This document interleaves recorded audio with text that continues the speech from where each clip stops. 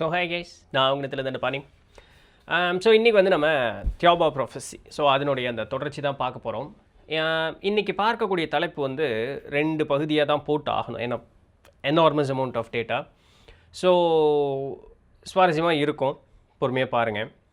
இதுக்கு முன்னாடி இருக்கக்கூடிய பதிவுகள் பார்க்கல அப்படின்னு சொன்னால் கீழே டிஸ்கிரிப்ஷனில் ப்ளேலிஸ்ட் லிங்க் தந்திருக்கேன், கண்டிப்பாக போய் பாருங்கள். ஸோ இந்த வீடியோவும் பொறுமையாக கடைசி வரைக்கும் பாருங்கள், ஸ்கிப் பண்ணாதீங்க. அண்ட் உங்களுடைய நல்ல கருத்துக்களை கீழே தெரிவிங்க. முடிஞ்ச அளவுக்கு இந்த கிரகத்திற்கு இதுக்கு மேலே அதுக்கப்புறம் வந்து அவங்க இறையோடு கலந்துருவேன் அப்படிங்கிறாங்க. ஸோ இது வந்து 9வது கிரகம். இடைப்பட்ட கிரகங்கள் எப்படி இருக்கும் அப்படிங்கிறது தெரியல. ஸோ நமக்கு இன்றைக்கி அந்த வாய்ப்பு அமையுது அப்படிங்கிறத பார்க்கலாம். அண்டு சும்மா ஜஸ்ட்டு ஒரு விஷயம் உங்கள்கிட்ட கேட்குறேன். இயற்கையாகவே, அதாவது நான் சொல்லக்கூடியதை வந்து கேட்டுட்டு உடனே வந்து ஒரு கற்பனை வளத்தை வந்து கூட்டிக்கக்கூடாது. சின்ன வயசுலேருந்தே நேர்மையாக உங்களுக்கு மட்டும் தெரியும், வெளியாருக்கிட்டையாவது சொன்னீங்க அப்படின்னு சொன்னால் உங்களை கோமாளிம்பாங்க இல்லையா? ஸோ இயற்கையாக உங்கள்கிட்ட மட்டும் இருக்கக்கூடிய அந்த ஒரு எண்ணம். அதாவது என்ன சொல்ல வரேன்னா, இதுபோல் இருக்கக்கூடிய ஏதோ ஒரு இடத்தை வந்து நிஜமாலுமே நாம் வந்து விட்டுட்டு வந்தோம் அப்படின்னு சொல்லக்கூடியதற்கேற்றார் போல் ஒரு எண்ணம் உங்கள்கிட்ட கூடி இருந்திருக்கா இவ்வளவு நாள், இல்லை இன்னும் இருந்துக்கிட்டு இருக்கு. ஒரு ஏக்கம் மனசில் அப்படி இருந்துக்கிட்டே இருக்கும். ஒரு சில இன்றைக்கி நம்ம மனித சமுதாயம் வந்து ஒரு சில நேரங்களில் அற்புத சக்திகள் அப்படின்னு சொல்லக்கூடிய அந்த ஒரு விஷயங்கள் எல்லாமே அதெல்லாம் உன்னோட அது நார்மலாக இருந்துடா, அது வந்து அது யோசிக்கும் பொழுது போயிடுச்சு, ஒரு மாதிரி மனசில் ஒரு மாதிரியான ஏக்கமாக இருக்கும். இதுவாலெல்லாம் உங்களுக்கு என்னையாவது எண்ணம் அப்படிங்கிறது தோன்றியிருக்கா? ஸோ எல்லாமே எதுவுமே இல்லைங்கிட்டப்போ நிர்மூலமாக இருக்கேன்னு சொல்லுவாங்க இல்லையா? மனித வாழ்க்கை நம்ம நல்லபடியாக வாழ்ந்துக்கிட்டு இருக்கோம். பட் இந்த மாதிரி அற்புதங்களை சொல்கிறேன், உயர்நிலை இருக்கக்கூடிய அந்த நிலைகளை சொல்கிறேன். அதெல்லாம் இல்லாமல் போன மாதிரி ஒரு இது இருக்கா? இப்படி ஏதாவது இருந்ததுன்னா சும்மா கீழே கமெண்ட் பண்ணுங்கள். Alright, fine, okay. ஸோ இன்றைக்கி பார்க்கக்கூடிய பதிவில் நம்ம போன பதிவு வரைக்கும் என்ன பார்த்துருந்தோம்? இவர் மைக்கில் அவர் வந்து அந்த பெரிய ஆன்மகுருமார்கள் மாதிரி இருக்காங்களே, ஸோ 7 பேர் அவங்கள வந்து பார்த்துட்டு அவங்க கிளம்பிட்டாங்க. இப்போ இவங்களும் அங்கேருந்து கிளம்ப போகிறாங்க. கிளம்ப போகும்பொழுது தாவ என்ன பண்ணுறாங்கன்னா, இந்த தோக்கோ, அதாவது அவங்க வாழக்கூடிய அந்த வீடு போல் இருக்கக்கூடிய அமைப்புக்கு பேர், அதுக்கு பேர் தோக்கோ. அதுலேருந்து வெளியே வர்றதுக்கு முன்னாடி மைக்கிளுக்கு வந்து எப்போவுமே ஒரு ஹெல்மெட் போட்டு விட்ருப்பாங்க. ஏன்னா அந்த கிரகத்தில் வந்து அந்த வெளிச்சம் ரொம்ப உயிரோட்டத்தோடு இருக்கிறதுனால, நம்ம மனுஷனுக்கு இன்னும் அந்தளவுக்கு முதிர்ச்சி அடையாததுனால அதை கொஞ்சம் ப்ரொடெக்ட் பண்ணுறதுக்காக ஒரு ஹெல்மெட் மாதிரி ஒன்று போட்டு விட்ருப்பாங்க. ஸோ அந்த ஹெல்மெட்டை கழட்டிட்டு இந்த மைக்கிள் புதுசாக ஒரு ஹெல்மெட் தரேன் போட்டுக்கோ அப்படிங்கிறாங்க. அதுக்கு பேர் வோக்கி, சரிங்களா? VOKI, வோக்கி. ஸோ அந்த வோக்கி வந்து போட்டுக்கோ அப்படின்னு கொடுக்குறாங்க. கொடுத்த உடனே வந்து மைக்கிள் வந்து அப்படியே சரிக்கோட்டா அப்படின்னு சொல்லி தூக்கி போட்டுட்டு வெளியே வந்து பார்த்தா அவருக்கு ஒரு செகண்டு, இது பார்க்குறதுக்கு ரொம்ப அழகாக இருக்குது அப்படின்ட்டு இங்கே அப்படி கீழே விழுந்துடுறாரு. கீழே விழுந்து அப்படி இந்த மயக்கம் மட்டும் அது கிருகிருன்னு ஆன மாதிரி இப்படி கீழே விழுந்துடலாம்ல, அந்த மாதிரி இப்படி இது பண்ணோடனே என்னாச்சு, என்ன எனக்கு என்ன மாதிரி இருக்கே அப்படின்னு சொன்னோன்னே தாவு வந்துட்டு அப்படி பார்த்துட்டு, இல்லை ஒன்றும் இல்லை சரியாக போயிடும் கொஞ்சம் நேரத்துக்கு அப்படியே ரெடி ஆயிடுவேன். இல்லை என்னாச்சு எனக்கு அப்படின்னோடனே, ஒன்றும் இல்லை, இவ்வளோ நேரம் நீ போட்டிருந்த ஹெல்மெட் வந்து இந்த கிரகத்தில் இருக்கக்கூடிய அந்த வெளிச்சத்தை வெறும் 20% தான் உனக்குள்ளே அலோவ் பண்ணுச்சு. இப்போ நீ போட்டிருக்கக்கூடிய ஹெல்மெட் வந்து 50% உனக்கு வந்து அலோவ் பண்ணியிருக்கு. அதனால உனக்கு கொஞ்சம் அட்ஜஸ்ட் பண்ணிக்கிறதுக்கு டைம் ஆகுதுன்னு யோசிச்சு பாருங்கள். இவ்வளோ நேரம் வந்து, அதாவது முந்தைய பதிவுகளில் சொல்லப்பட்ட அத்தனை விளக்கமுமே வந்து மைக்கிள் அந்த கிரகத்தினுடைய அந்த ஒளி ஆற்றலை வந்து வெறும் 20% உள்வாங்கினதேவே அவர்னால் அந்த ஆச்சரியம் தாங்கவே முடியலன்னா, 100% அந்த கிரகத்தினுடைய நிலை எப்படி இருக்கும் அப்படிங்கிறத ஒரு கற்பனையில் தட்டி பாருங்களேன். இவ்வளோ தூரம் ரெகுலராக நீங்கள் அந்த வீடியோஸ் பார்த்துருக்கீங்க அப்படின்னு சொன்னால் நான் என்ன சொல்கிறேன், அந்த கிரகத்தினுடைய அழகு எப்படி இருந்ததுன்னு உங்களுக்கு தெரியும், சரிங்களா? இப்போ 50%ன்னும் பொழுது அவர் கிருகிருன்னு ஆயிடுது. இப்போ மைக்கிளுக்கு ஒரு ஒரு ஒரு அப்படியே கிருகிருத்து கிடக்கும்போது அவர் மைக்கில் வந்து தூக்கிட்டு போய் அந்த அந்த பறக்கும் தட்டு இதில் இருக்குல்ல ஒரு பிளாட்ஃபார்ம் மாதிரி, அதில் தானே பறந்து வராங்க, அதில் வந்து அப்படியே உட்கார வச்சுட்டு அவரை வந்து திருப்பி கூப்பிட்டு போகிற கிளம்புறாங்க. மைக்கிளுக்கு ஒரு எண்ணம், நான் வந்து ஃப்ரான்ஸ் நாட்டிலேருந்து எங்கே போனேன், இங்கே பூமியில் அவருடைய கற்பனையில் ஓடிக்கிட்டு இருக்குது. பூமியில் வந்து இந்த ஃப்ரான்ஸ் நாட்டிலேருந்து நியூ கேலிடோனியா அப்படின்னு சொல்லக்கூடிய ஒரு இடத்துக்கு போனேன். நம்ம வந்து ஐலண்ட் ஆஃப் டஹீட்டி அப்படின்னு சொல்லுவோம். அந்த இடம் பார்க்கும் பொழுது நல்லா பச்சை பசேல்னு இருக்கும். ஒரே பச்சை நிறத்தில் மரங்களும் செடிகளும் புகைன் வில்லா பூக்களும் செம்பருத்தி பூக்களும், அது இன்னொன்று சொல்கிறாங்க எக்ஸோராஸ் அப்படிங்கிறாங்க. இந்த மாதிரி பூக்கள் ஒரே பச்சை நிறத்தில் இருக்கக்கூடிய நீண்டு இருக்கக்கூடிய தோட்டத்துறவு அப்படிங்கிற மாதிரி இருக்கக்கூடியது சிவப்பு, yellow colour, orange colour, purple கலர்னு சொல்லி அப்படியே எங்களை சூழ்ந்திருந்தது ஒரு டூரிஸ்ட்டாக போகும்பொழுது. ஸோ அந்த டூரிஸ்ட் பிளேஸ் வந்து அவ்வளோ இயற்கை எழில் கொஞ்சக்கூடியதாக அழகாக மெயின்டைன் பண்ணியிருக்காங்க. இது எல்லாமே அப்படி பார்த்து மெய் சிலிர்ந்து போயிருக்கு. அப்படியே கடல் வந்து அப்படியே அலை வந்து மோதுது, இந்த நீல நிறத்தில் இருக்குது கடல். அந்த பாறைகளில் மோதி அந்த கடல் அப்படியே மேலே வரும் பொழுது அப்பா பூமி தான் ஏன் உண்மையாலுமே சொர்க்கம் அப்படின்னு நான் நினச்சிக்கிட்டு இருந்திருக்கேன் ஒரு காலத்தில். இங்கே வந்து பார்த்தா நான் பார்த்த அங்கே மெய்மறந்து போனது ஒன்றும் தூசுக்கு கூட பெறாது போல இருக்குது. இந்த கிரகம் அந்தளவுக்கு அழகாக இருக்குது. இத்தனைக்கும் இவ்வளவு நாள் நான் வெறும் 20% தான் பார்த்துருக்கேன் போல இருக்குது. அந்த லைட்டு உள்ளே வர்றது 100% எப்படி இருக்குது, 50% எனக்கு அந்த லைட் உள்ளே பாஸ் ஆகுதுங்கிறக்கே எனக்கு கிருகிருன்னு ஆகிப்போச்சு. ஒருவேளை 75% பார்த்தா எப்படி இருக்கும், ஒரு 100% பார்த்தா எப்படி இருக்கும்னு இவருக்கு ஒரு எண்ணம். சரிங்களா, இப்படி ஒரு எண்ணம் எண்ணிட்டு இருக்கக்கூடிய நேரத்தில் தாவு வந்து இவரோட மைக்கிளுக்குன்னு தனியாக ஒரு தோக்கை கொடுத்தாங்கல்ல, ஸோ அங்கே கூப்பிட்டு வந்துடுறாங்க. அவரை தூக்கி கொண்டு வந்து இப்படி வச்சுட்டு, மைக்கிள் நீ இப்போ ரெஸ்ட் எடு, நீ நல்லா ரெஸ்ட் எடுத்த அப்படின்னு சொன்னால் சரியாயிருவேன் அப்படின்னு சொல்லிவிட்டு அவங்க போயிடுறாங்க. போனோடனே ஒரு மைக்கிள் தூங்கி எந்திரிக்கிறார், நல்லா ஃப்ரெஷ்ஷாக எந்திரிக்கிறாரு. சொலையாக 24 மணி நேரம் மனுஷன் தூங்கியிருக்கார். ஒரு நம்மளுடைய பூமி கணக்குக்கு பார்க்கும்போது ஒரு நாள் முழுக்க ஒரு பியூர் 24 ஹவர்ஸ் மனுஷன் தூங்கி எந்திரிச்சிருக்கார். எந்திரிச்சிட்டு எல்லாம் ரெஃப்ரெஷ் ஆகி வெளியே வந்தோடனே தாவு, அதுக்கப்புறம் இந்த லட்டோலி, பியாஸ்ட்ரா இவங்க எல்லாமே வர்றாங்க. நம்ம முன்ன பதிவில் பார்த்துருப்போம், லட்டோலியும் பியாஸ்ட்ராவும் வந்து அவர்களுடைய உருவம் மெட்டமார்ஃபசிஸ் மூலமாக உருவத்தை கூட்டிக்கவோ குறைக்கவோ முடியும். மனிதர்களைப் போல பூமியில் வந்து தியாபா கிரக மக்கள் வந்து மனிதர்களாக இங்கே பூமியில் வாழ்ந்துக்கிட்டு இருக்காங்க அப்படிங்கிறதுக்கு ஒரு எடுத்துக்காட்டாக அவர்களுடைய அந்த ஒசரத்தை வந்து மனுஷ அளவுக்கு 5-5.5 அடிக்கு அவங்க குறைச்சி காமிச்சிருப்பாங்க. இப்போ திருப்பி பார்க்கும் பொழுது இந்த லட்டோலியும் பியாஸ்ட்ராவும் பழைய ஒசரத்துக்கே அவங்க போயிருப்பாங்க. அப்போ மைக்கிள் இப்படியே ஆச்சரியமாக பார்த்தோன்னே, ஒன்றும் இல்லை மைக்கிள், அந்த ஒசரத்தை கூட்டி குறைக்கிறது கொஞ்சம் நேரம் ஆகும், மற்றபடி வேறு ஒன்றும் இல்லை, நாங்கள் எங்களுடைய பழைய நிலைமைக்கு அப்படிங்கிறதுக்கு நாங்கள் வந்துட்டோம் அப்படின்னு சொல்லிட்டு பேசிகிட்டே வரும்பொழுது லட்டோலி வந்து என்ன பண்ணுறாங்கன்னா, அந்த ஏற்கனவே தாவு வந்து ஒரு இடத்துல மைக்கிளை கிள்ளி வச்சுருப்பாங்க. எதுக்கு அப்படின்னா, இந்த ஆன்ம குருமார்கள் வந்து போன பதிவில் பார்த்தோன்னா அந்த குருமார்கள் இப்படியே அந்த ஒளியாக அப்படியே மறையும் பொழுது இவர் ஒருவேளை இது கனவாக இருக்குமோன்னு நினச்சிடக்கூடாது, நீ நினப்பில் தான்டா இருக்கே, அது உண்மையாலுமே நடந்துக்கிட்டு இருக்கு அப்படிங்கிறதுக்காக கிள்ளி வச்சுருவாங்க. அது பயங்கரமாக வலிச்சிரும் மைக்கிளுக்கு, அது ஒரு மாதிரி தழும்பான மாதிரி ஆயிரும். அது தொட்டு பார்த்தா வலிச்சிக்கிட்டே இருக்கும். தாவு இருந்துட்டு, நீ மன்னிச்சிரு மைக்கிள், வேறு ஒன்றும் பண்ணுறதுக்கு இல்லை, நீ கற்பனையும் நினச்சிடக்கூடாதுங்கிறக்கா பண்ணிட்டேன்னு அந்த மாதிரி கேஷுவலாக சொல்லிட்டு வந்துடும். அப்போது இதை லட்டோலி வந்து என்ன பண்ணுறாங்க, அவங்களுடைய அந்த கை விரல்களை வந்து அந்த தழும்பான மாதிரி இருக்குல்ல, அந்த வலி இருக்கக்கூடிய இடத்துல இப்படி வச்சோன்னே, ஏற்கனவே லட்டோலிக்கு வந்து ஒரு வகையான சக்தி இருக்குது. இப்படி கை பட்டுச்சு அப்படின்னு சொன்னால் அவங்க உடல்லேருந்து ஒரு வகையான திரவம் நமக்குள்ளே பாய்வது போல் இருக்கும், நம்ம அப்படியே ஏகாந்தத்தில் இருப்பது போல் உணர்வோம். அப்போ இப்படி கரெக்டாக அந்த விரலினுடைய நுனியை தான் இப்படி வச்சாங்களா, அங்கே இருக்கக்கூடிய அந்த தழும்பு அப்படியே மறைஞ்சு போய் அந்த ஒரு சுகமான ஒரு நினப்புக்கு வந்து இவர் மைக்கிள் வந்துடுறாரு. வந்தோடனே மைக்கிளும் தாவும் வந்து அந்த பறக்கும் அந்த ஒரு பிளாட்ஃபார்ம் மாதிரி இருக்குல்ல, அதுக்கு பேர் என்ன சொல்கிறாங்கன்னா லட்டிவோக் அப்படிங்கிறாங்க, அதில் ஏறிக்கிறாங்க.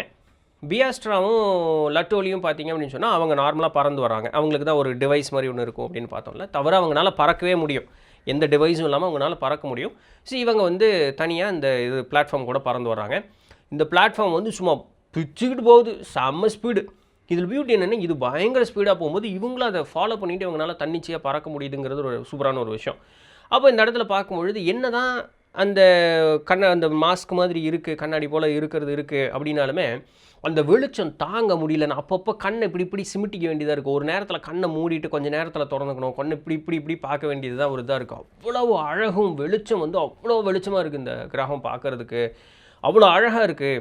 அப்போ அந்த கடற்கரை ஓரத்தில் அப்படி கோஸ்டல் ரீஜன் அப்படி போகும்பொழுது அந்த இடத்துல அலைகளெல்லாம் எப்படி இருக்கும், அந்த இருக்கக்கூடிய பாறைகள் வந்து பச்சை நிறமாகவும் கருமை நிறமாகவும் ஆரஞ்சு நிறமாகவும் தங்க நிறமாகலாம் பாறை அந்த இடத்துல இருக்கிறதுல அந்த நீர் வந்து அப்படியே அந்த கடல் நீர் வந்து அப்படி பட்டு அப்படி ஒரு தட்டி அப்படி மேலே வந்ததுன்னா அந்த நீர் திவளைகள் இப்படி தெளிக்கும் தெரியுங்களா, அதை பார்த்து அதுக்குள்ளே அப்படியே நம்ம ஊரில் பார்க்கும்போது இந்த வானவில் வந்தாப்பில் சும்மா அங்கே அப்படி ஒரு ரேண்டமாக அந்த தண்ணி இப்படி ஒரு தட்டுச்சுன்னா அப்படியே இந்த அனிமேலாம் பார்ப்பீங்களா, கார்ட்டூன் நெட்வொர்க்கு, அதில் அப்படியே ஒரு அழகான ஒரு மியூசிக்கோட இப்படி பல நிறங்கள் அப்படி வர்ற மாதிரி அந்த கார்ட்டூன் நெட்வொர்க் இருக்காங்க. அதுபோல் அவருக்கு நிஜமான காட்சி எங்கே தெரியுது அப்படிங்கிறது.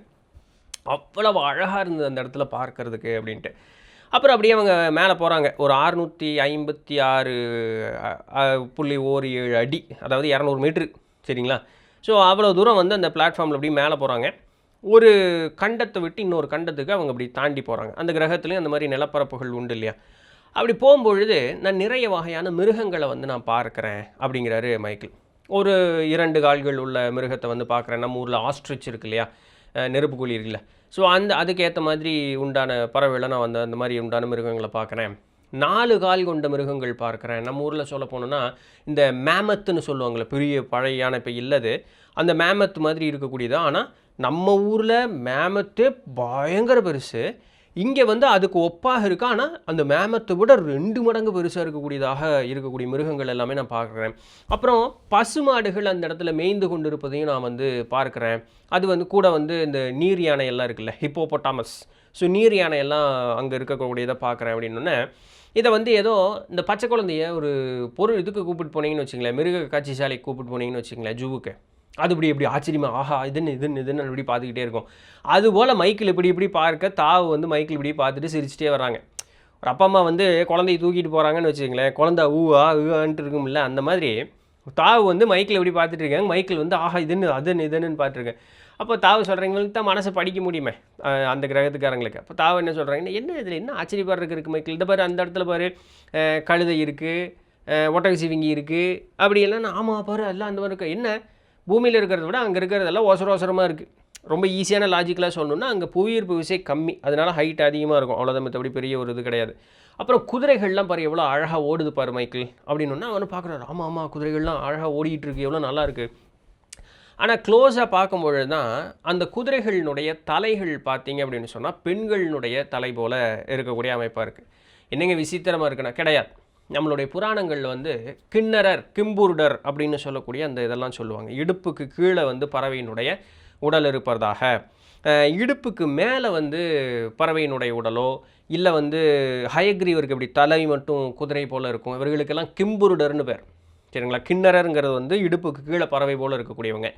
ஸோ இது மாதிரி எல்லாம் நம்மளுடைய புராணங்கள்லேயே இருந்திருக்கு. கிண்ணரர் கிம்புருடர் இவர்கள்லாம் தேவலோகத்திற்கு நெருக்கமாக வாழக்கூடியவர்கள் அப்படின்னு சொல்லக்கூடிய அந்த ஒரு நிலையில் சொல்லக்கூடியது. அவர்களுக்கு ஒரு சில அபூர்வமான சக்திகள்லாம் உண்டு. சரி, அப்படி வந்து இந்த மாதிரி குதிரை தான். ஆனால் அந்த முக அமைப்பு வந்து பெண்ணினுடைய முக அமைப்பு இருக்குது. நீளவான கூந்தல் அப்படிங்கிறது இருக்குங்கிறாங்க. ஒரு சில அந்த தலையில் இருக்கக்கூடிய அந்த கூந்தல், பெண்களினுடைய அந்த கூந்தலினுடைய அமைப்பு இந்த பிளாண்டுன்னு சொல்லுவாங்களே, தங்க நிறமாக இருக்கக்கூடியது. இல்லை ஒரு சிலமான அந்த ஆபர்ன் அப்படின்னு சொல்லக்கூடிய ஒரு மாதிரி அடர் மரநிறமும் ஒரு காப்பரும் கலந்த மாதிரி இருக்கக்கூடியது. அப்புறம் மரநிறத்தில் ப்ரௌன் கலரில் இருக்குது, ஒரு சிலது நீல நிறத்தில் இருக்குது அப்படிங்கிற மாதிரிலாம் சொல்கிறாரு. அது அப்படியே வேகமாக ஓடும்போது அந்த தலைமுடி வந்து இப்படி காற்றுல பறந்து வர்றது பார்க்குறதுக்கு ஒரு ரம்யமான காட்சியாக இருக்குது. அதுக்கு வந்து இந்த பெகசஸ்ன்னு சொல்லுவாங்க. பெகசஸ்னால் இறக்கை உள்ள குதிரைக்கு பேர் பெகசஸ். சரிங்களா? கிரேக்க புராணத்தில் உண்டது. இந்திய புராணத்தில் எங்கேயோ படிச்சிருக்கேன், எனக்கு தெரியல. ஆனால் கிரேக்க புராணத்தில் அதுக்கு பேர் பெகசஸ். அதுபோல் இந்த குதிரைகளுக்கும் வந்து இறக்கைகள் உண்டு. அந்த இறக்கைகளை அடிச்சுட்டு இவங்க மேலே அப்படியே இந்த பறக்கும் மீன் பார்த்துருக்கீங்களா? நம்ம ஊரில் இருக்குது, கடலில் இருக்கும், பறக்கும் மீன் சொல்லுவாங்க. ஃப்ளையிங் ஃபிஷ் நெட்டில் போட்டு பாருங்க வரும். அதுபோல் இருக்க அந்த அவங்க வந்து இப்படி பறந்து வர அந்த குதிரைகள் பறந்து வரதை பார்ப்பதற்கு. அப்போ இவங்க அந்த பிளாட்ஃபார்மில் போயிட்டு இருக்கும்போது கொஞ்சம் ஸ்பீடை கம்மி பண்ணிவிட்டு அந்த தாவு வந்து அது அப்படியே அந்த பிளாட்ஃபார்மை கொஞ்சம் கீழே இறக்குறாங்க. அப்போ இப்படி வரும்பொழுது இங்கே இருக்கக்கூடியவங்க வந்து அந்த குதிரை போல் இருக்கக்கூடிய அந்த பெண்முகம் கொண்ட அந்த உயிரினத்தை கூட இவங்க வந்து பேசுகிறாங்க. ஆச்சரியத்திற்கு என்னென்னா, மனிதனுடைய ஒரு மொழி எப்படி இருக்குமோ அதுக்கு ஒப்பாக இருந்தது. என்ன மொழி பேசுனாங்க, எப்படி பேசுனாங்க, அதெல்லாம் விளக்கம் ஒரு தரல.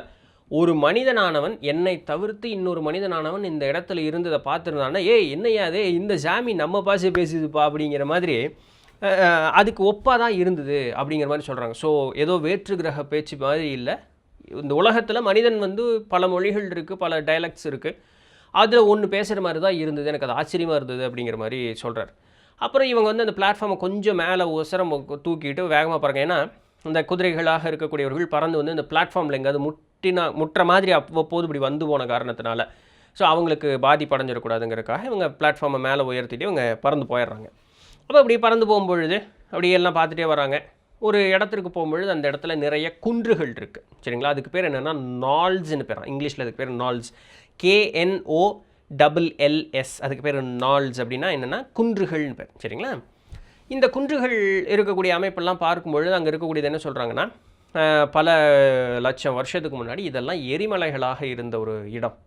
இந்த அமைப்பு, இந்த குன்றுகள் எல்லாமே வந்து பல லட்சம் வருஷத்துக்கு முன்னதாக எரிமலைகளாக இது இருந்தது அப்படிங்கிற அமைப்பு சொல்கிறாங்க. ஸோ இவ்வளோ நாள் நான் வந்து பச்சை பசேல்னு பார்த்த அமைப்பெல்லாம் இந்த இடத்துல இல்லை. ஒரு 25 மீட்ரு ஓசரம் இருக்கக்கூடிய மரங்கள் வந்து அந்த இடத்துல கூட்டாக அந்த இடத்துல நிறைய வளர்ந்துருக்கு. ஸோ ஒரு சேஃப் டிஸ்டன்ஸில் நாங்கள் அப்படியே பயணம் பண்ணிக்கிட்டே போகிறோம். போகும்பொழுது வந்து நிறைய நதிகள் வந்து பார்க்குறோம். அந்தந்த கொஞ்சம் இடத்துல சின்ன சின்ன தோக்கோஸ் எல்லாமே அப்படியே பார்த்துட்டே வரோம். அழகாக அப்படியே அந்த வண்டியை கொண்டு போய் ஒரு மக்கள் வாழக்கூடிய ஒரு இடத்துல வந்து தாவு கொண்டு போய் நிறுத்துகிறாங்க. அப்போ எங்களை பார்த்துட்டு ஒரு ஒரு இப்போ நம்ம ஊரில் வந்து ஒரு வேற்று கிரகவாசி வந்தால் நம்ம என்ன பண்ணுவோம், அடித்து புட்டிச்சு எல்லாம் போட்டு நகுறா அப்படின்னு ஒரு ஒரு பின்னாடி கூட இருக்கிறவனை போட வந்தவுக்கு அந்தவுக்குன்னு இந்த மாதிரிலாம் பண்ணுவோம்ல. அங்கே இருக்கக்கூடியவங்க இவங்களை பார்க்கறதுக்கு வர்றாங்க, இல்லைன்னு இல்லை. ஏதோ ஒரு திடீர்னு ஒரு வேற்று கிரகவாசி ஒருத்தன் வர்றான் அப்படின்னு சொன்னால் பார்க்கறதுக்கு ஒரு ஆர்வம் இருக்கும். ஆனால் பியூட்டி அதுதான், அங்கே ஒருத்தருக்கிட்டையும் எந்த விதமான சலனமே கிடையாது, ஒரு பொட்டு சலனம் கூட கிடையாது. அவர்கள் அத்தனை பேர்த்தினுடைய முகத்திலையும் ஒரு வகையான ஒரு அமைதி, ஒரு சாந்தம், ஒரு வகையான ஒரு மகிழ்ச்சி, அது எப்பொழுதுமே எல்லாத்துக்கிட்டையுமே எல்லா நேரத்துலையுமே இருக்குது. அவர்களுக்கு சலனமே கிடையாது. இந்த அறக்க பறக்க போய் அடிச்சு புட்டிச்சு எல்லாரும் பொறுமையாக அந்த இடத்துல வந்தாங்க. அவங்க பாட்டுக்கு ஒரு வட்டமாக நின்றுக்கிட்டாங்க. என்ன நடக்குதுன்னு பார்க்குறாங்க. இவ்வளோதான் அங்கே நடந்தது. அங்கே ஒரு ஆர்ப்பாட்டமே கிடையாது. நம்ம ஊரில் வந்து யாராவது நடிகர் வந்தால் நம்ம பண்ணுற ஒரு சீன் இருக்குங்களா, ஒன்றும் கிடையாது. ஆர்ப்பாட்டமே இல்லாத ஒரு அமைதியான ஒரு வாழ்க்கை, சரிங்களா? ஸோ அந்த மாதிரி அவங்க வந்து நிற்கிறாங்க. அப்போ மைக்கில் என்ன சொல்கிறாருன்னா, இது நமக்கு முன்னாடியே தெரியும், இங்கே இருக்கவங்க வந்து அந்த செல் ரீஜென்ரேஷன் அப்படிங்கிறது அவங்களால தன்னிச்சையாகவே அவங்க பண்ணிக்க முடியும். ஸோ அதனால் இங்கே யாருக்குமே வயசாகிறதே இல்லை. பார்க்குறதுக்கு எல்லோரும் கிட்டத்தட்ட ஒரே மாதிரி தான் இருக்கிறாங்க. இங்கே யாருமே வயசான ஒரு தோற்றத்துலேயே அவங்க இருக்கிற மாதிரி இல்லை.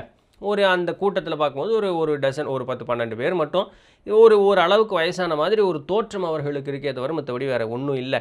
இன்னொரு என்ன பியூட்டி அப்படின்னு சொன்னால், நான் வந்ததுலேருந்து பார்க்குறேன் இந்த கிரகத்தில் குழந்தைகளையே காணோம். நான் எந்த குழந்தைகளையுமே பார்க்கல.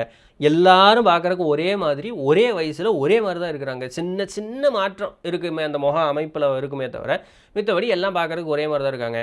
அந்த ஒரு எண்ணத்தில் இருக்கும்பொழுது இந்த ஒரு கூட்டத்தில் பார்க்கும்பொழுது ஒரு எவ்வளோ சொல்கிறாங்க, ஒரு 6-7 குழந்தைகள் போல் இருக்கக்கூடிய அமைப்பு.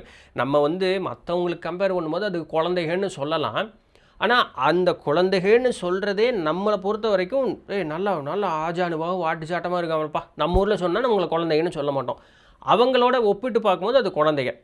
அப்போது தாவ என்ன சொல்கிறாங்க அப்படின்னு சொன்னால், ஒரு 8-9 வயசு இருக்கக்கூடிய அளவில் இருக்கக்கூடிய குழந்தைங்க அது அப்படிங்கிற மாதிரி அந்த வார்த்தையை சொல்கிறாங்க. அப்போது அவர் மைக்கில் என்ன சொல்கிறாருன்னா, இங்கே எல்லோரும் பார்க்குறதுக்கு சகோதர சகோதரி மாதிரி தான் இருக்காங்க. அப்படி இல்லை, அப்படி இருக்காங்க. சின்ன மாற்றம், முக மாற்றம் தான். மற்றபடி எல்லோரும் ஒரே மாதிரி இருக்காங்க. ஒரு 250 300 சென்டிமீட்டர் ஹைட் இருக்கக்கூடிய ஆட்களாக அவங்க வந்து இருக்காங்க. அவங்க வந்து மெஜாரிட்டி இவர் பார்க்கறது வந்து பெண் அமைப்பு கொண்டவர்களாக தான் நிறைய பேர்த்த அவர் வந்து இது வரைக்குமே பார்த்ததெல்லாம். ஏன்னா தாவே வந்து அப்படி தானே சொன்னாங்க, பெண் அமைப்பு கொண்டதாக இருக்கக்கூடியதாக தான் பார்த்தாங்க. எல்லாருக்கிட்டையும் ஒரு வகையான மகிழ்ச்சி அப்படிங்கிறத, அமைதி அப்படிங்கிறது இருக்குது. அந்த முன்னாடி அந்த குருமார்கள் 7 பேர்த்த பார்த்தாங்க பாருங்க, அவங்க மட்டும் அந்த உருவ அமைப்பு ஒரு வகையான ஆண் தோற்றம் கொண்டதாக இருந்தது.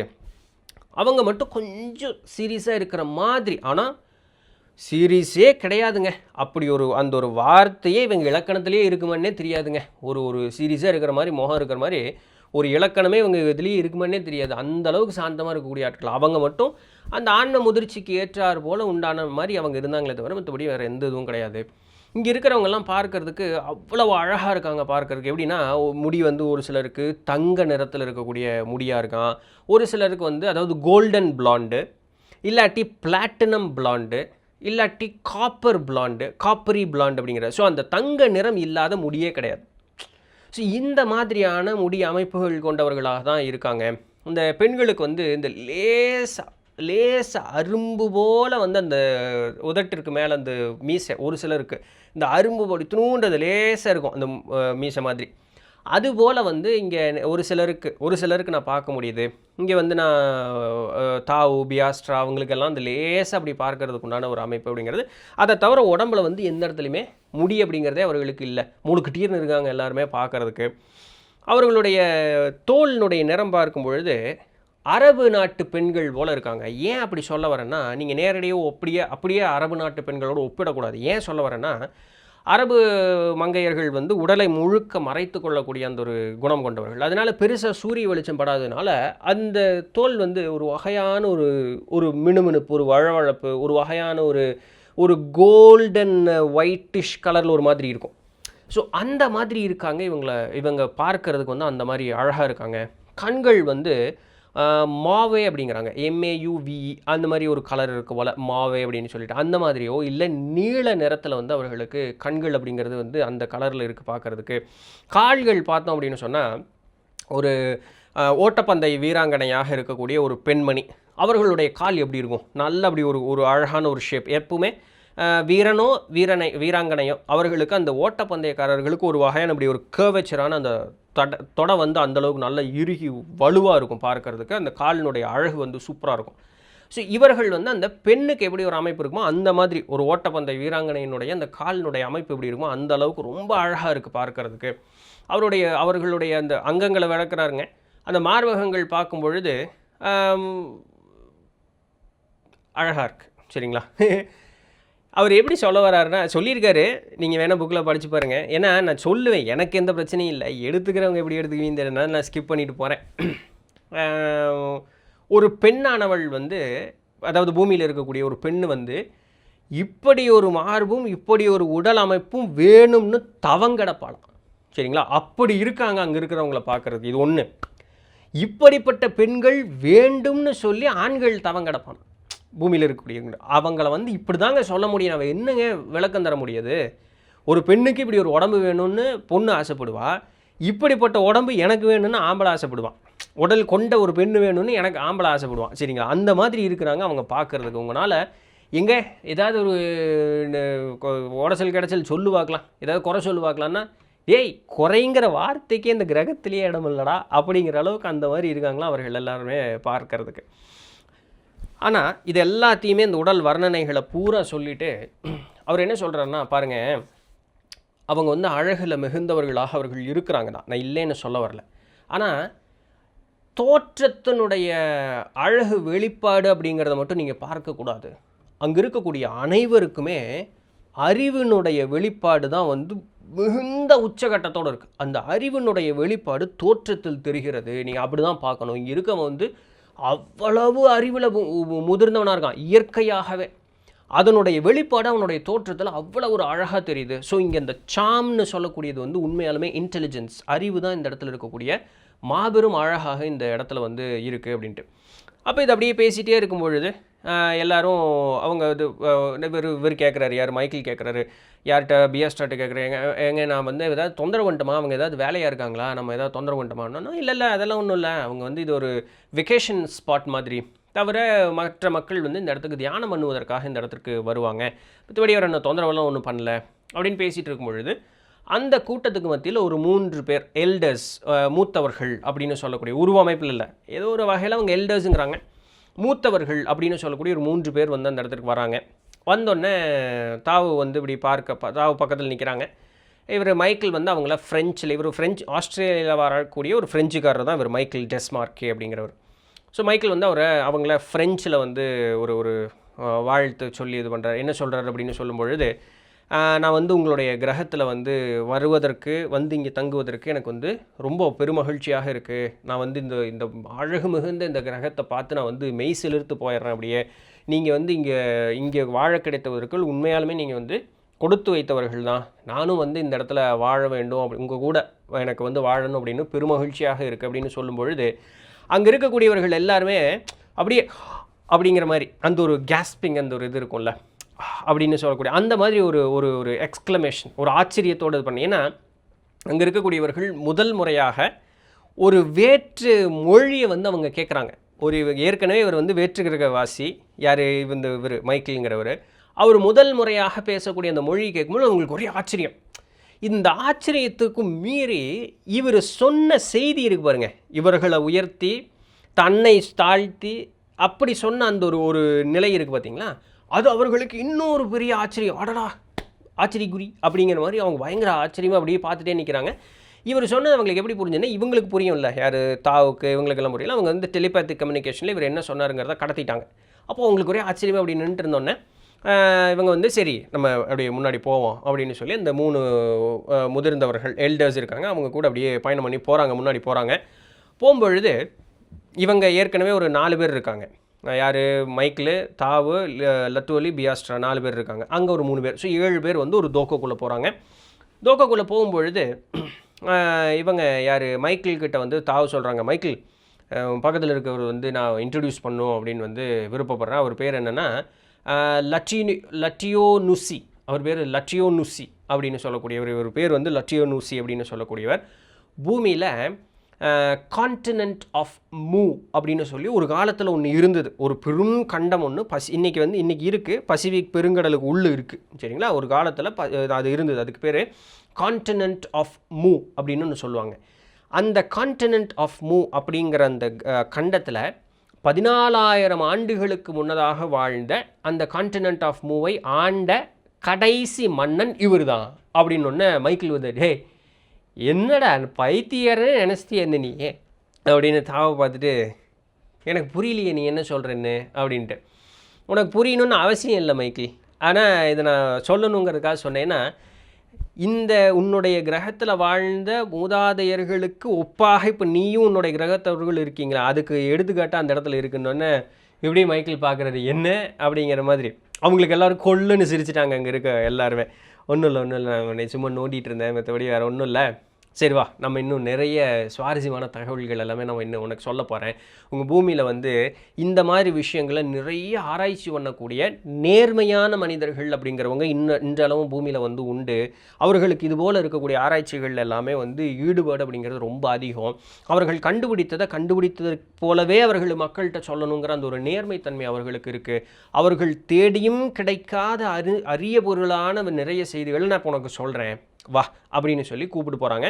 கூப்பிட்டு போகும்பொழுது அப்படி போயிட்டே வரும்பொழுது அங்கே ஒரு ஒரு இடத்துல உட்காந்துக்கிறாங்க. அவங்க ஒரு வட்டமாக உட்காந்துக்கிறாங்க. இந்த 7 பேருமே ஒரு வட்டமாக உட்காந்துக்கிறாங்க. சரிங்களா? இப்படி உட்காந்துட்டு அப்போது தாவு வந்து பேச ஆரம்பிக்கிறாங்க. நான் உனக்கு முன்னாடியே சொல்லியிருக்கேன்ல, வேறு ஒரு கிரகத்தில் இருந்து வந்தவங்க இந்த பக்ராத்தினி அப்படின்னு சொல்லக்கூடியவர்கள் பூமிக்கு வந்து 13,50,000 வருஷத்துக்கு முன்னதாக அவர்கள் வந்தாங்க. அதற்கப்புறம் அவங்க வந்ததுக்கப்புறம் ஒரு 30,000 வருஷம் கழித்து பேரழிவு வந்தது. அதெல்லாமே நம்ம முன்னாடி பார்த்துருக்கோம். ஸோ அப்படி வந்து ஒரு பெருங்கண்டம், எனார்மஸ் கான்டினென்ட், அந்த வார்த்தையை அவங்க பயன்படுத்துகிறாங்க. ஒரு பெரிய கண்டம் ஒன்று தோன்றியது அப்படின்னு நான் உனக்கு சொல்லியிருந்தேன். இந்த பசிபிக் பெருங்கடலில் ஒரு பெரும் கண்டம், அந்த எரிகள் வந்து விழுந்தோடனே அடிச்சு நிலப்பரப்போ புதுசாக ஒரு கண்டம் வெளியே வந்துருச்சுன்னு முன்னாடி ஒரு தடவை சொல்லியிருப்பாங்க அந்த பதிவுகளில். அந்த கண்டத்திற்கு என்ன பேர் அப்படின்னு சொன்னால் லமார், LAMAR, லமார் அப்படின்னு சொல்லுவாங்க. அப்படி இல்லைன்னா உங்களுடைய கிரகத்தில் அதில் ரொம்ப பாப்புலராக எப்படி தெரியும் அப்படின்னு சொன்னால் கான்டினென்ட் ஆஃப் மூ அப்படின்னு வந்து MU மூ, கான்டினென்ட் ஆஃப் மூ அப்படின்னு வந்து அதை வந்து சொல்லுவாங்க. ஸோ இது வந்து முழுக்க அப்படியே ஒரே இதாக அப்படி வந்து வெளிவந்துடுது. பட் என்ன, அது வந்து பின்ன ஒரு 2000 வருஷத்துக்கு அப்புறம் ஒரு சில இயற்கை சீற்றங்கள் அதனால் வந்து அது தனித்தனியாக உடஞ்சிது அப்படின்னு சொல்லக்கூடிய ஒரு நிகழ்வு நடந்தது. பட் வந்து அப்படி ஒரு கண்டம் ஒன்று மேலே வந்தது அப்படின்னு சொல்லிட்டு அதனுடைய அந்த நிலப்பரப்பு, அதில் இருக்கக்கூடிய அந்த ஒரு அமைப்புகள், அதற்கப்புறம் அங்கே போய் தங்கின மக்கள், அந்த மஞ்சள் நிறத்தவர்கள் தங்கினாங்க. பின்ன ஒரு கிரகம் முன்னாடி ஒன்று பார்த்தோம் தெரியுமா, மைக்கில் வந்து கூப்பிட்டு வரும்பொழுது ஒரு கிரகத்து மேலே நிறுத்தி ஒரு டெஸ்டிங் பண்ணிகிட்டு இருப்பாங்க. அந்த கிரகத்து மக்கள் அங்கேயே அணுகுண்டு போட்டு அழிச்சிருப்பாங்க இல்லையா. இந்த பெரிய கரப்பாம்பூச்சி ஒன்று வந்தது, பெரிய வெட்டுக்கிளி வந்தது, கரப்பாம்பூச்சி இல்லை, ஆமாம் கரப்பாம்பூச்சி இருந்தது, எறும்பு இருந்தது, அந்த மாதிரிலாம் பெரிய பெரிய ஒரு இதெல்லாம் இருந்ததுன்னு ஒரு முன்னாடி பதிவு 2-3 பதிவுகளில் இருக்கும்போது பார்த்துருந்தது தெரியுமா. அந்த கிரகத்திற்கு பேர் என்ன சொன்னாங்கன்னு உங்களுக்கு ஞாபகம் இருக்கா? அதுக்கு பேர் அரிமோ X3ன்னு சொன்னாங்க. ஞாபகம் இருக்கா? அப்படி ஞாபகம் இருக்கணும், இல்லைன்னா அடுத்த பதிவு போடுறதுக்குள்ளே அதெல்லாம் பார்த்துருங்க. ஏன் இதை சொல்ல வரேன்னா, அந்த அரிமோ X3ன்னு சொல்லக்கூடிய அந்த கிரகத்தில் இருக்கக்கூடியவர்கள் இந்த பூமிக்கு வர்றாங்க. இங்கே வந்து அவங்க புலம்பெயர்ந்து வர்றாங்க. சரிங்களா? அப்படி ஒரு பெரிய ஒரு நிகழ்வு ஒன்று நடக்குது. இது எல்லாம் நம்ம அடுத்த பதிவில் பார்க்க போகிறோம். அதனால் நான் உங்களுக்கு ரிவிஷன் டெஸ்ட் வைக்கிறேன். முன்னாடி இருக்கிறது எல்லாத்தையும் பார்த்துருங்க. நம்ம வந்து அடுத்த பதிவில் இதனுடைய தொடர்ச்சியை இந்த கண்டம் எப்படி இருந்தது, இந்த கண்டத்தில் மக்கள் எப்படி வாழ்ந்தார்கள், அவர்களுடைய அந்த ஒரு அரசியல் அமைப்பு அப்படிங்கிறது என்ன இருந்தது, என்ன ஆச்சு இந்த கண்டத்திற்கு அப்படின்னு சொல்லக்கூடிய நிறைய சுவாரஸ்யமான தகவல்கள் எல்லாம் அடுத்த பதிவில் பார்க்க போகிறோம். ஸோ இன்னும் நிறைய அந்த ஈஸ்டர் ஐலண்டு பற்றின தகவல் எல்லாம் இங்கே வரப்போகுது. ஒரு வகையான ஒரு பிரமிடு பற்றின ஒரு ரகசியம். அந்த பிரமிடு அப்படிங்கிறது வந்து வேற்று கிரகங்களில் இருக்கிறவர்கள் கூட கம்யூனிகேட் பண்ணுறதுக்கு உண்டான ஒரு டெக்னாலஜிக்கலி அட்வான்ஸ்டு ஒரு கன்ஸ்ட்ரக்ஷன் தான் அது. பட்டு மனிதன் இன்றைக்கி அந்த தொழில்நுட்பத்தை முழுவதுமாகவே இழந்துட்டான். ஸோ அதனால் அதை பற்றி பேசி பயனில்லைங்கிற மாதிரிலாம் இன்னும் ஈஸ்டர் ஐலண்டு பார்த்தியெல்லாம். ஏன்னா முன்னாடி தாவு சொல்லியிருப்பாங்களே, ஈஸ்டர் ஐலண்டில் அந்த இருக்கக்கூடிய சிலையில் தொப்பி ஓட்டமாக இருக்குது நான் தான் அப்படின்னு இருப்பாங்க. ஸோ இந்த மாதிரி நிறைய சுவாரஸ்யமான தகவல்கள் எல்லாமே நம்ம அடுத்த பதிவில் பார்க்க போகிறோம். இன்றைக்கு உண்டான பதிவு இது தான். ஸோ அங்கே இருக்கக்கூடிய பெண்கள் எப்படி இருப்பாங்கன்னு சொல்லி ஆணும் பெண்ணும் கற்பனை பண்ணியே சுற்றுவோம். வாய்ப்பு அமைஞ்சுது திருவருள்னால். இதுபோல் உன்னதமான இடங்களுக்கு நமக்கு பிறப்பெடுப்பதற்கு புண்ணியம் கிடச்சிதுன்னா சந்தோஷம். அப்படி இல்லைன்னா இந்த பிறப்புலையே சித்தபெருமக்கள் சொல்கிற மாதிரி பொன்னுடல் உண்டு இறைவனோட ஒன்றரை போய் கலந்துடலாம், எதுனாலும் சரி. சரிங்களா? ஒன்று. ஸோ நீங்கள் என்ன நினைக்கிறீங்கன்னு கீழே கமெண்ட் பண்ணுங்கள். பிடிச்சிருந்தா லைக் தட்டி விட்ருங்க. அண்ட் நம்மளுடைய சேனலுக்கு சப்ஸ்கிரைப் பண்ணாதவங்க பண்ணிடுங்க. அண்ட் அந்த ஹை பட்டன் தட்டி விட்ருக்கேன். சேனலுக்கு பொருளாதார அளவில் சப்போர்ட் பண்ணணும்னு விருப்பப்பட்டீங்கன்னா கீழே டிஸ்கிரிப்ஷனில் டீட்டெயில்ஸ் கொடுத்துருக்கேன். அடுத்த வேறு ஏதோ ஒரு சுவாரஸ்யமான தலைப்பில் வேறு ஒரு பதிவில் சந்திப்போம். அது வரையும் தொடர்ந்து நிறுங்கள். நான் உங்களிடத்தில் நன்றி. வணக்கம்.